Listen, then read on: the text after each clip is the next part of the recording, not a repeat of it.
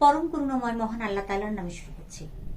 সুপ্রিয় শিক্ষার্থীবৃন্দ, আমার আন্তরিক প্রীতি, শুভেচ্ছা এবং ভালোবাসা নিয়ে সম্মান প্রথম বর্ষের সাথে আজ আমি আছি তানিমা ইসলাম, সহকারী অধ্যাপক, রাষ্ট্রবিজ্ঞান বিভাগ, ঢাকা কলেজ, ঢাকা। তোমাদেরকে আজকে স্বাধীন বাংলাদেশের অভ্যুদয়ের ইতিহাস থেকে যে টপিকটি পড়াচ্ছি সেটি হচ্ছে পূর্ব পাকিস্তান এবং পশ্চিম পাকিস্তানিদের মধ্যে যে বিভিন্ন রকম বৈষম্য বিরাজমান ছিল সেই বিষয়টি সম্পর্কে। তো ঐতিহাসিকভাবেই এটা অনস্বীকার্য যে পাকিস্তান আন্দোলন এবং বাস্তবায়নে পূর্ব বাংলার মানুষের অপরিসীম অবদান ছিল। মুসলিম লীগের সৃষ্ট ধর্মান্ধতা এবং সাম্প্রদায়িকতার মারাত্মক অন্ধকারাচ্ছন্ন পরিবেশে বাঙালি মুসলমান সমাজ পাকিস্তান আন্দোলনে হাতিয়ার হিসাবে ব্যবহৃত হয়েছিল। একমাত্র ধর্মীয় ঐক্য ছাড়া পূর্ব পাকিস্তান এবং পশ্চিম পাকিস্তানের মধ্যে কোনো রকম মিলই ছিল না। পাকিস্তানের উভয় অংশের ভৌগোলিক পরিবেশ, আবহাওয়া, খাদ্যাভ্যাস, দৃষ্টিভঙ্গি ইত্যাদি ক্ষেত্রে বিস্তর পার্থক্য বিদ্যমান ছিল। পাকিস্তান প্রতিষ্ঠার পর থেকে সমগ্র দেশের মানুষের জন্য সুষম উন্নয়ন পরিকল্পনা প্রণয়ন, একটি কার্যকর প্রশাসনিক ব্যবস্থার গোড়াপত্তন কোনোটিরই বাস্তবায়ন লক্ষ্য করা যায়নি। উপরন্তু বলা হয়েছে যে রাজনৈতিক এবং অর্থনৈতিক ক্ষেত্রে রাজনৈতিক নেতৃত্বের নির্দেশনা প্রদানের ব্যর্থতার জন্য ধর্মীয় নেতৃত্ব বলেছেন যে যেহেতু মুসলমানদের আন্দোলনের ফলে পাকিস্তান সৃষ্টি হয়েছে, তাই এটি একটি ইসলামী রাষ্ট্র হিসাবে পাকিস্তানকে গড়ে তোলাই হবে যুক্তিসঙ্গত। এভাবে পাকিস্তান প্রতিষ্ঠার পরপরই ভূস্বামী, সামন্ত জমিদার, ধর্মান্ধ ওলামা এবং সামরিক বেসামরিক আমলাতন্ত্রের সমন্বয়ে গড়ে ওঠে এক প্রকার লুটেরা শাসক শ্রেণী এবং শোষক শ্রেণী। আর এই শাসক শোষক শ্রেণীর হাতেই 1947 সাল থেকে 1971 সাল পর্যন্ত দীর্ঘ 24 বছর রাজনৈতিক, অর্থনৈতিক, সামাজিক, প্রশাসনিক, সামরিক, শিক্ষা, সাংস্কৃতিক ক্ষেত্রে উভয় অংশের মধ্যে এক বিরাট পার্থক্য দেখা দেয়, যার ফলশ্রুতিতে মুক্তি সংগ্রামের মাধ্যমে আমরা 1971 সালে বিজয় অর্জন করি এবং বিশ্বের মানচিত্রে স্বাধীন সার্বভৌম বাংলাদেশ প্রতিষ্ঠিত হয়। তাহলে শুরুতেই আমরা চলে যাচ্ছি অর্থনৈতিক বৈষম্যে। পূর্ব পাকিস্তানের সবচেয়ে বড় অভিযোগ ছিল যে কেন্দ্রীয় সরকার কর্তৃক পূর্ব পাকিস্তানকে অর্থনৈতিক শোষণ করা।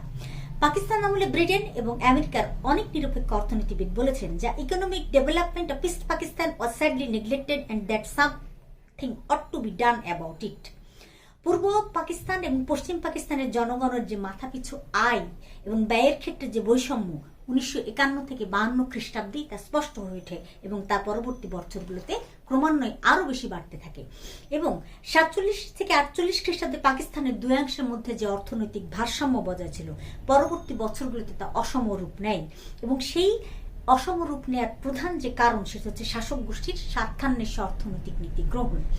এই যে স্বার্থান্বেষী নীতি গ্রহণ বা বৈষম্য সৃষ্টির মূল কারণ কি কি ছিল? সেই মূল কারণ ছিল মূলত চারটি। পশ্চিম পাকিস্তানের সরকারি এবং বেসরকারি পর্যায়ে অধিক আর্থিক বিনিয়োগ করা, পাকিস্তানের রাজধানী এবং প্রতিরক্ষা সার্ভিসের সকল সদর দপ্তর পশ্চিম পাকিস্তানে প্রতিষ্ঠা করা, পূর্ব পাকিস্তান থেকে অর্জিত বৈদেশিক মুদ্রা পশ্চিম পাকিস্তানে স্থানান্তর করা এবং ব্যাংকিং এবং ঋণদান প্রতিষ্ঠানসমূহের সদর দপ্তর পশ্চিম পাকিস্তানে প্রতিষ্ঠা। সুতরাং এই বৈষম্যমূলক নীতির কারণেই কিন্তু পূর্ব পাকিস্তান একটা তলাবিহীন ঝুড়িতে পরিণত হয় আর পশ্চিম পাকিস্তান দিন দিন অর্থনৈতিকভাবে শক্তিশালী হয়। এরপরে আমরা দেখছি প্রাদেশিক উন্নয়ন খাতে যে বৈষম্য। পাকিস্তান রাষ্ট্রের স্বাধীনতার 2 থেকে 1.5 বছরের মধ্যে পশ্চিম পাকিস্তানের অর্থনৈতিক অবস্থার ব্যাপক উন্নতি ঘটে। 1947 থেকে 55 সময়কালে পাকিস্তানের কেন্দ্রীয় সরকার যে অর্থ ব্যয় করেন তার প্রায় 90% ব্যয় করা হয়েছিল পশ্চিম পাকিস্তানে, আর পূর্ব পাকিস্তানের রাজস্ব থেকে আয় হয় 1681 মিলিয়ন টাকা এবং সেখানে ব্যয় করা হয় মাত্র 427 মিলিয়ন টাকা। তাহলে এই যে বৈষম্যের পাহাড়, সেই বৈষম্যের পাহাড় দিন দিন আরো বেশি বৃদ্ধি পেয়েছে। তারপরে সামরিক খাতে যে মাত্রাতিরিক্ত ব্যয় সেটি আমরা লক্ষ্য করছি। পাকিস্তানের সামরিক খাতে মাত্রাতিরিক্ত ব্যয়ের কারণে অর্থনৈতিক অবকাঠামোগত উন্নয়ন সম্পূর্ণরূপে স্থগিত হয়ে পড়ে। পাকিস্তানের সংগৃহীত রাজস্বের পরিমাণ এবং সামরিক খাতে ব্যয়ের পরিমাণ বিশ্লেষণ করলে দেখা যায় যে উক্ত অর্থ বছরগুলোতে সামরিক খাতে প্রায় বরাবরই 50% বেশি ছিল। সদ্য স্বাধীন একটি দেশের কৃষি শিল্প শিক্ষা, স্বাস্থ্যের মতো অতি জরুরি খাতসমূহ অবহেলিত হওয়ার কারণেই কিন্তু জন্ম লগ্ন থেকেই পাকিস্তান একটি বিকলাঙ্গ শিশুতে পরিণত হয়। এবং আমরা আগেই বলেছি যে প্রতিরক্ষা সমূহের সদর দপ্তর কিন্তু পশ্চিম পাকিস্তানে বিদ্যমান ছিল। আর এই যে বৈষম্য, সেই বৈষম্যের কারণেই বলছি আমরা পূর্ব পাকিস্তান একটি বিকলাঙ্গ শিশু। এরপরে শিক্ষা খাতের দিকে যদি আমরা তাকাই তাহলে দেখছি 1948 থেকে 1955 সালের সময়কালে শিক্ষা খাতে পশ্চিম পাকিস্তানে যেখানে বরাদ্দ দেওয়া হয় 1530 কোটি টাকা, সেখানে পূর্ব পাকিস্তানকে দেওয়া হয় মাত্র 240 কোটি টাকা। 240 কোটি টাকা, আবার বলছি, যেখানে পূর্ব পাকিস্তানকে দেওয়া হয় 240 কোটি টাকা, সেখানে পশ্চিম পাকিস্তানকে দেওয়া হয় 1530 কোটি টাকা। অপর এক তথ্য অনুযায়ী 1951 থেকে 1961 খ্রিস্টাব্দে শিক্ষা খাতে পূর্ব পাকিস্তানের জন্য বার্ষিক মাথাপিছু আয় বরাদ্দ ছিল 5.63 টাকা, পশ্চিম পাকিস্তানের জন্য যা ছিল 8.63 টাকা, অর্থাৎ ব্যবধান 53%-এরও বেশি। তাহলে সামরিক খাতে দেখলাম, অর্থনৈতিক খাতে দেখলাম, শিক্ষা ক্ষেত্রে দেখলাম, প্রত্যেকটা ক্ষেত্রেই যদি আমরা দেখি সেটা আমরা দেখছি বারবার বৈষম্য দেখতে পাবো। বৈদেশিক সাহায্য এবং ঋণ বন্টনের ক্ষেত্রে কি কি বৈষম্য? 1947 সাল থেকে 1970 সাল পর্যন্ত পশ্চিম পাকিস্তান 7,640 মিলিয়ন ডলার মূল্যের বৈদেশিক ঋণের প্রতিশ্রুতি পেলেও বৈষম্যমূলক নীতির কারণে পূর্ব পাকিস্তান পেয়েছে মাত্র 2024 মিলিয়ন ডলার বা 26.6%, অর্থাৎ মাত্র মূল ঋণের 26.6% যদি পূর্ব পাকিস্তান পায়, বাকি সব অংশই ছিল পশ্চিম পাকিস্তানের। এটা আমরা বলছি বৈদেশিক সাহায্য এবং ঋণ বন্টনের ক্ষেত্রে। আমরা যদি পঞ্চবার্ষিকী পরিকল্পনার দিকে লক্ষ্য করি, সেটাতে দেখছি যে প্রথম পঞ্চবার্ষিকী পরিকল্পনায় পাকিস্তানের প্রথম পঞ্চবার্ষিকী পরিকল্পনা কার্যকরী হয় 1955 খ্রিস্টাব্দে। এই পরিকল্পনায় মোট বাজেট ছিল 4,964 মিলিয়ন টাকা, সেখানে পূর্ব পাকিস্তানে ব্যয় করা হয় মাত্র 983 মিলিয়ন টাকা, মোট ব্যয়ের মাত্র 16.5%। দ্বিতীয় পঞ্চবার্ষিকীতেও আমরা একই অবস্থা লক্ষ্য করি, দেখছি যে 1965 থেকে 60 থেকে 65 মেয়াদের যে দ্বিতীয় পঞ্চবার্ষিক পরিকল্পনা 60 থেকে 65 সাল, ঠিক আছে, সেখানেও মানুষের ন্যায়সঙ্গত কোনো অধিকার ছিল না। বিনিয়োগের হার পশ্চিম পাকিস্তানের জন্য বেশি নির্ধারণ করা হয়। পূর্ব ও পশ্চিম পাকিস্তানের জন্য মাথাপিছু আয় যথাক্রমে 190 টাকা, 292 টাকা, 190 টাকা, 292 টাকা। মাথাপিছু আয়ের ক্ষেত্রে দ্বিতীয় পঞ্চবার্ষিক পরিকল্পনার মেয়াদ শেষে দুই প্রদেশের মধ্যে বৈষম্য বেড়ে 44% এসে দাঁড়ায় 60 থেকে 65 সালে। আর পাকিস্তানের দুই প্রদেশের মধ্যে বৈষম্য দিন দিন বাড়তেই থাকে। তাহলে দেখছি আমরা বৈদেশিক সাহায্য, ঋণ বন্টনে বৈষম্য, পঞ্চবার্ষিকী পরিকল্পনায় বৈষম্য। এরপর আমরা দেখছি জীবনযাত্রার মানের বৈষম্যের ক্ষেত্রে। পাকিস্তানের 24 বছরের শাসনামলে পূর্ব পশ্চিম পাকিস্তানের জীবনযাত্রার মানের বৈষম্য ছিল চরম অসম্মানজনক। প্রথম থেকেই দুই অংশের মধ্যকার অর্থনৈতিক বৈষম্যের যে চিত্র আমরা দেখেছি, জনগণের মাথাপিছু আয়ের প্রকট বৈষম্য আমরা লক্ষ্য করেছি। 47 খ্রিস্টাব্দে পাকিস্তান সৃষ্টির পর থেকে পরপর পূর্ব পাকিস্তানের চেয়ে পশ্চিম পাকিস্তানের মাথাপিছু আয় 25 টাকা বেশি হলেও 2 বছরের ব্যবধানে তার 63 টাকা হয়ে দাঁড়ায়। 1949 থেকে 50 খ্রিস্টাব্দে পূর্ব পাকিস্তানের মাথাপিছু আয় যেখানে ছিল 288 টাকা, পশ্চিম পাকিস্তানে ছিল তখন 351 টাকা। পাকিস্তানের দুই অংশের মধ্যে যে বৈষম্যের অনুপাত ছিল সেটা ছিল 21.9%।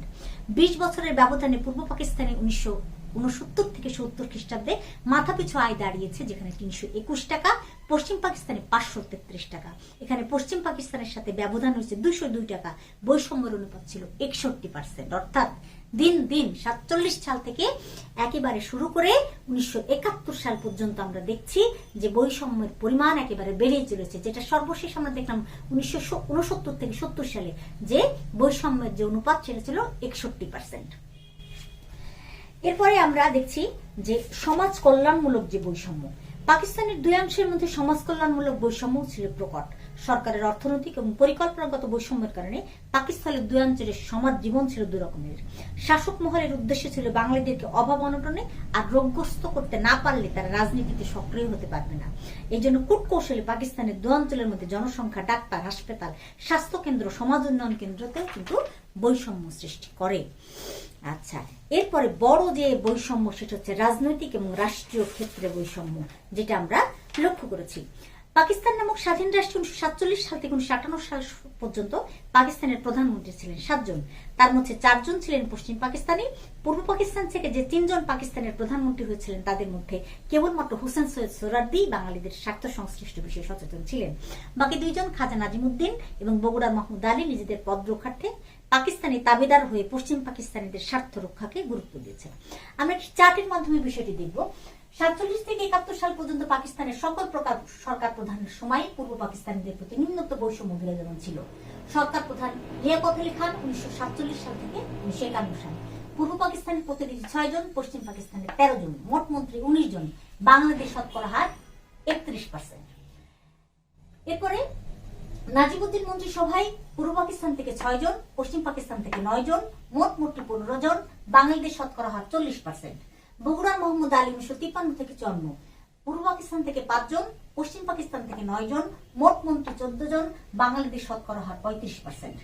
চৌধুরী মোহাম্মদ আলী 7 জন, পূর্ব পাকিস্তান থেকে, পশ্চিম পাকিস্তান থেকে 10 জন, মোট মন্ত্রী 17 জন, বাংলাদেশ শতকরা হার 41%। সবচেয়ে বেশি হয়েছে সোহরাওয়ার্দীর শাসনামলে, অর্থাৎ 1955 থেকে 1956 সালে। 8 জন পূর্ব পাকিস্তানের, পশ্চিম পাকিস্তানের 6 জন, মোট মন্ত্রী 14 জন, আর বাংলাদেশ শতকরা হার হচ্ছে 57%। চন্দ্রীগড়ে 7 জন, 9 জন, মোট মন্ত্রী 16 জন, বাঙালিদের হার 44%। ফিরোজ খান নুনের সময়ে পূর্ব পাকিস্তান থেকে 12 জন, পশ্চিম পাকিস্তান থেকে 15 জন, মোট মন্ত্রী 44%। আইয়ুব খান, এখানে দেখছি পূর্ব পাকিস্তান থেকে মাত্র 3 জন, পশ্চিম পাকিস্তান থেকে 9 জন, মোট 12 জন, বাংলাদেশ শতকরা হার 25%। ইয়াহিয়া খান 66 থেকে 71 সাল পর্যন্ত পূর্ব পাকিস্তানে 5 জন, পশ্চিম পাকিস্তানে 6 জন, 11 জন, 45.4%। তাহলে আমরা দেখছি শুধুমাত্র সোহরাওয়ার্দীর মন্ত্রিসভা অর্থাৎ 1955 থেকে 1956 সালে বাঙালিদের হার শতকরা হার মন্ত্রিসভায় 57%, অর্থাৎ সবচেয়ে বেশি ছিল। এছাড়া কোন সময়েই বাঙালিরা তারা তাদের অধিকার পায়নি। এরপরে আমরা যেটা দেখছি সাংস্কৃতিক খাতে বৈষম্য।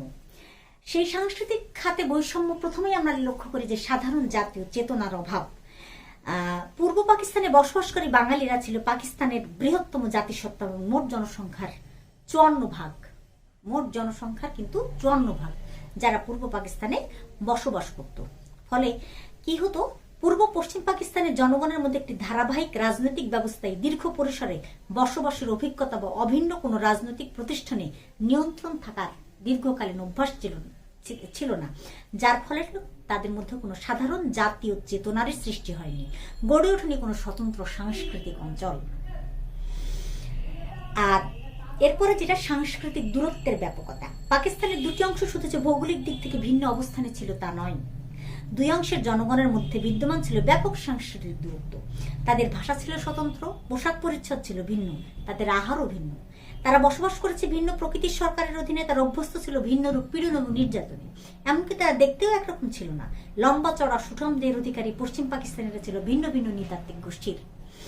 রাজনৈতিক সংস্কৃতিতে ভিন্নতা, ইসলামী ঐতিহ্য এবং হিন্দু বৌদ্ধ সংস্কৃতির গভীর প্রভাবে বাঙালি সংস্কৃতি গড়ে ওঠে ইসলামের নিরাভরণ অথচ অনমনীয় নীতি সমৃদ্ধ আদলে এবং হিন্দু ধর্মের উদার ও গ্রহণযোগ্যতার তীর ঘেঁষে। অপরদিকে পশ্চিম পাকিস্তানের সংস্কৃতি ছিল অনেকটা গোড়া, একত্ববাদী এবং ধর্মীয়। ঐতিহাসিক ধারায় ভিন্নতা আমরা লক্ষ্য করি। 1930 সালে মুসলিম লীগের অধিবেশনে আল্লামা ইকবাল যখন পাকিস্তানের নাম ঘোষণা করলেন, তখন বললেন যে পাঞ্জাবের পি, আফগানিস্তানের এ, কাশ্মীরের কে, সিন্ধু প্রদেশের আই, বেলুচিস্তানের এসটিএন, পাকিস্তান বা পাকিস্তান রাষ্ট্রের উদ্ভব, এভাবে তিনি করলেন। ঠিক আছে, আল্লামা ইকবাল। কিন্তু তাতেও বাংলার বিষয়টি অনুপস্থিত থেকে যায়, অর্থাৎ বাংলা দিয়ে কোনো শব্দই পাকিস্তানে ছিল না। 1940 খ্রিস্টাব্দে লাহোর ইউনিভার্সিটিতে মুসলিম লীগের অধিবেশনে যে প্রস্তাব গৃহীত হয় তাতে কিন্তু ভারতের উত্তর পশ্চিম এবং পূর্বাঞ্চলে স্বাধীন রাষ্ট্রসমূহ, একাধিক স্বাধীন রাষ্ট্রসমূহ প্রতিষ্ঠার কথা বলা হয়। কিন্তু মোহাম্মদ আলী জিন্নাহ সুকৌশলে স্টেট শব্দটির স্থলে স্টেট অর্থাৎ একটা রাষ্ট্র প্রতিষ্ঠার কথা বলেন। এই যে কূটকৌশল, এই যে নীতি, এই যে পশ্চিম পাকিস্তানিদের সব সময় বৈষম্য, যেটা পূর্ব পাকিস্তানকে একেবারে দেয়ালে পিঠ থেকে দিয়েছিল। আর জীবনযাপন পদ্ধতিতেও ছিল ভিন্নতা। ভাষাগত দ্বন্দ্ব তো ছিলই। পূর্ব বাংলায় তারা উর্দুকে রাষ্ট্রভাষা হিসেবে চাপিয়ে দেওয়ার কথা মানে চাপিয়ে দিয়েছিল, কিন্তু বাঙালিদের মুখের ভাষা বাংলা, তারা কখনোই এটা মেনে নেয়নি এবং পরবর্তীকালে রক্তাক্ত আন্দোলন বা ভাষা আন্দোলনের মাধ্যমে বাংলা রাষ্ট্রভাষা হিসেবে স্বীকৃতি পায় এবং ভাষাভিত্তিক জাতীয়তাবাদ অনেক দূরে গিয়ে যায়। সর্বশেষে যে আমরা দেখেছি যে বাঙালি সংস্কৃতি চর্চায় সব সময় তারা প্রতিবন্ধকতা সৃষ্টি করেছে। স্বৈরাচারী আইয়ুব খান ক্ষমতায় এসে রোমান হরফে বাংলা লেখার জন্য ভাষা সংস্কার কমিটি গঠন করেন এবং অব্যবহিত পরে 1961 খ্রিস্টাব্দে রবীন্দ্র শতবর্ষকী অনুষ্ঠান পালনে বাধা দেন। 1967 খ্রিস্টাব্দে বেতারে রবীন্দ্রসঙ্গীত প্রচার বন্ধ করে দেওয়া হয়, কিন্তু তাতেও বাঙালির সংস্কৃতি চর্চা এবং সাংস্কৃতিক আন্দোলন স্থিমিত হয়ে যায়নি, বরং এই সাংস্কৃতিক দ্বন্দ্ব বিচ্ছিন্নতার পটভূমিকে ক্রমশ অনিবার্য করে তোলে। তাহলে আমরা দেখছি জন্ম লগ্ন থেকেই 47 খ্রিস্টাব্দের জন্ম লগ্ন থেকে পাকিস্তানের যে 24 বছরের ইতিহাস তা শুধু শোষণ, শাসন, বঞ্চনা আর নিষ্ঠুরতার ইতিহাস।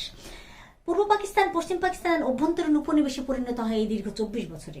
পূর্ব পাকিস্তানের জনগণের অনুভূতির প্রতি তাদের উদাসীনতা, এখানকার জনগণের বাস্তব সমস্যা উপলব্ধিতে অনীহা এবং এই অঞ্চলের প্রতি হীনাচরণ শেষ পর্যন্ত পশ্চিম পাকিস্তানিদের উচ্ছেদের দাবি পর্যন্ত নিয়ে যায়।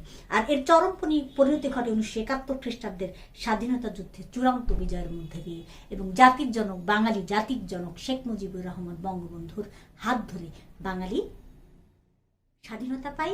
1971 সালে বাংলাদেশ বিশ্বের মানচিত্রে স্থান পাই। এভাবেই এই বৈষম্যের অবসান হয় এবং আমরা বাংলাদেশ নামক একটি স্বাধীন রাষ্ট্রে বসবাস করতে শুরু করি, আমাদের রাজনৈতিক অধিকার লাভ করি। তো সুপ্রিয় শিক্ষার্থীবৃন্দ, আজকের মতো এ পর্যন্তই। তোমাদের জন্য অনেক অনেক শুভকামনা রইল, দোয়া রইল। তোমরা সকলেই সুস্থ থাকবে, ভালো থাকবে। আজকের মতো এখানে শেষ করছি। আল্লাহ হাফিজ।